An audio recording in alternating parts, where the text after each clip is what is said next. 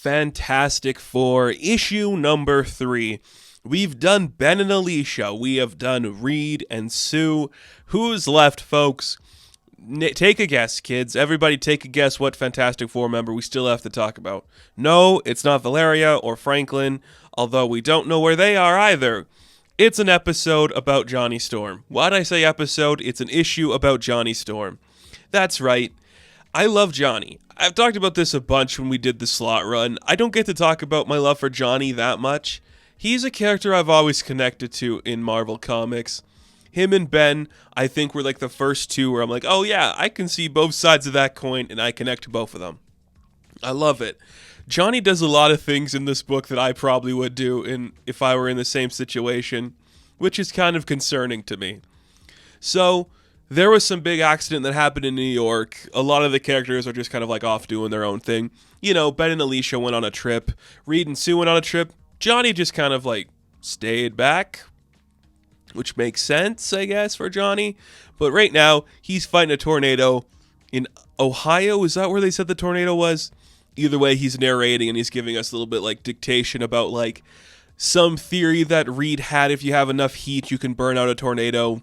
Johnny proves the theory right. He flies home, and when he gets home, he's like, you know, the world kind of hates us right now. The Fantastic Four did something bad, and then, like, you know, heroes are outlawed in New York because of Devil's Reign, which I'm like, oh, you're remembering that. Okay, cool.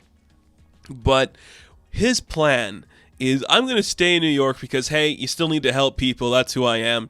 But I'm going to buy myself a new identity. So he has a can of hairspray, and he grew out a mustache, so he has black hair, big, thick, bushy mustache, and gave himself a fake name. What's his fake name? Well, it's like the most clever name a guy like Johnny Storm would come up with. Jonathan Fairweather. I can't even be mad at that because it's a name and it's clever, you know? What's the opposite of Johnny Storm, you know, a chaotic, like, loose-sounding name? Jonathan Fairweather. I can't be mad at that. That is a plan that this guy would have. And he is working just as like just in like a shop-tastic place. Is it called Shopland? Yeah. You know, he's just a guy that works at like a, you know, retail store. Selling TVs, electronics, and stuff. And I'm like, yeah. That suits. I get that. But he was late to work, so the boss is like, man, I got to put you back on the floor. So you're going down there a bit where he's just going to be, you know, like an unloader working in the warehouse. And I'm like, that fits too. Johnny can't keep it together. He's at the low ranks of this company. Makes sense. I buy that. But everyone who works down the warehouse is like, we knew you couldn't make it. Didn't even last week. He's like, hey, punctuality's not my thing. I'm no Human Torch, am I right? And he's just like laughing at himself like, I actually be Quicksilver, right? Yeah, Quicksilver, yeah. Then he's like, you know, working down in the warehouse, I could actually like use my powers to fix things. So he's like cleaning up like the ceiling, using his powers to like bolt stuff. You're like, that's kind of fun. And just, I think like their boiler is about to explode. And Johnny's like, I could just fix that by putting my hand over and stopping it. And he does. And then the next day he talks to his coworker. He's like, yeah, could you imagine if like this went off, the whole building would have exploded?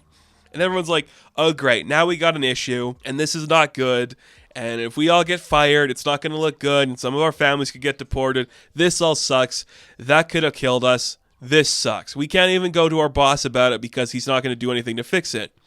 And of course, Jonathan Fairweather can't go talk to his boss about the unsafe work conditions he has his workers living in. But guess what? Johnny Storm can. So Johnny Human Torches up. He goes to Mr. Merrill. And Merrill is the guy who owns this Shopland. And he's like a rich scumbag entrepreneur. Johnny actually has met him before. Because when he met Merrill, he was working for like the Magia. Just like a low-ranking mafia enforcer. And Johnny threatens him hard one day. Actually like burns some of the hair on his face. And it actually freaks him out. So then he's just like, you mean nothing to me, Johnny. Like, I heard you say back then you could control your burn to a hair's breadth. And now I felt that burn on myself. You are such a coward. Fight me. And he just beats Johnny up because Johnny's not going to burn him or kill him. And he's not scared of the fire. And I'm like, that is a genuinely smart plan for this guy. Has history of Human Torch, knows he's not actually going to burn him. So yeah, that makes sense. I can buy that. Okay, just beats the crap out of Johnny and sends him out of the building. And then it's the next day. Wages at the store have been cut by 10%. And it's Johnny's fault. And he feels bad about it. So what's he going to do? He needs to have a plan. He needs a team that can help him solve this. So he talks to all of his coworkers. He's like, guys, I have to tell you something. I'm actually the Human Torch. And they're like, yeah, we know. Like, how would you weld a boiler together when you're not using the proper tools? And you talk about the Human Torch way too much for anybody. So clearly that's you. Like, no shit, dude. But then he's like, look, I know I'm messed up, but I want to make it right. Let me help us all out here. I need a team to do it. And yep, if you thought this Johnny Storm book could get any weirder, Johnny's going to form a protest and they're going to work for union. They're going to try to start a union. And I'm like, okay, look. If you were to give me angles I thought a Fantastic Four book would go, it's not going to be Johnny leading a protest at a local Shopland store to unionize against their mafia boss. I never thought we would go there, but we did. So Johnny lures Meryl into a freezer as everyone's doing their protest outside. He's like, you're right, I can't burn you, I'm not going to burn you. But what's going to happen is I'm going to burn all the oxygen in this freezer till there's nothing left, so I don't need to burn you to hurt you. You're going to run out of air until you give me what I want. He's like, you're an idiot. You're not going to do that because you're going to kill yourself too.